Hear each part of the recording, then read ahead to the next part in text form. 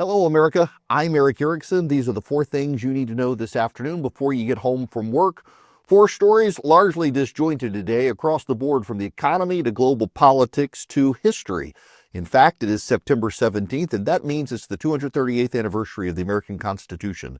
The significance of our Constitution can't actually be understated on a global system. Our predecessors, the British, from which we broke off and became the United States, still have no written constitution. They have a series of laws and traditions over time that can be amended just by an act of Parliament in the traditional order. The United States has a process. We have amended it to a degree by breathing life into a constitution that's just a piece of paper that some interpret one way, others interpret a different way, but by and large, we still operate in the same way. We have 3 branches of government. We have rights that come from God that are enshrined in the Constitution, and we have ways of changing our system, including through elections and an amendment process. The American Constitution has stood the test of time, being the oldest still used Constitution on planet Earth. It's also the shortest. It's short because Americans, as a moral people, have largely understood where we've come from and where we're headed. As those change over time, it makes it more and more important that we bind ourselves to the plain text of the Constitution and hope that all sides understand this, even though we know some don't. The Federal Reserve has cut interest rates 1/4 point, not the 1/2 point that I said yesterday might have been going. With Stephen Barron, the new appointee from the Trump administration, wanted a 1/2 point interest rate cut. They are, however, signaling 1 to 2 more cuts. 9 of the commissioners suggested maybe 1 more cut. 10 of them suggested 2 more cuts this year, additional cuts possibly coming next year. Now, markets had already baked in this cut. It came as no surprise, and the prevailing consensus yesterday, despite what I said, was 1/4 point, and that's what we got.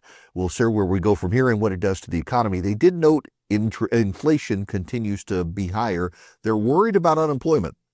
The Federal Reserve has 2 mandates: maximize employment, minimize inflation. Occasionally, those 2 come into conflict, and they're frankly in conflict right now, but the Fed in its statement suggests that they're more concerned with unemployment right now than they are with inflation.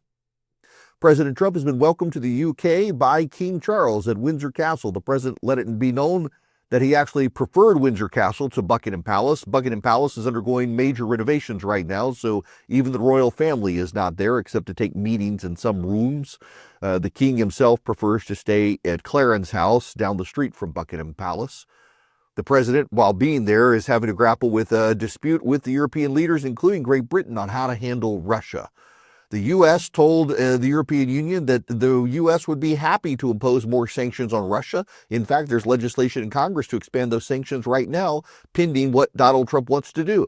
The problem is the Europeans are spending more money on Russian oil and natural gas than they're spending on weapons for Ukraine.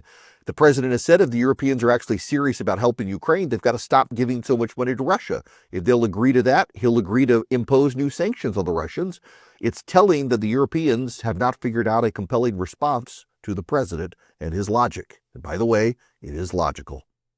Lastly, as I mentioned in the show, the Democrats are careening towards a government shutdown. This will be the first time in modern American history it's the Democrats, not the Republicans, who want a government shutdown. A government shutdown in this case is also known as the Russell T. Vogt Empowerment Act, because the head of Office of Management and Budget, my good friend Russ Vogt, will be in charge of a government shutdown and the processes that play out.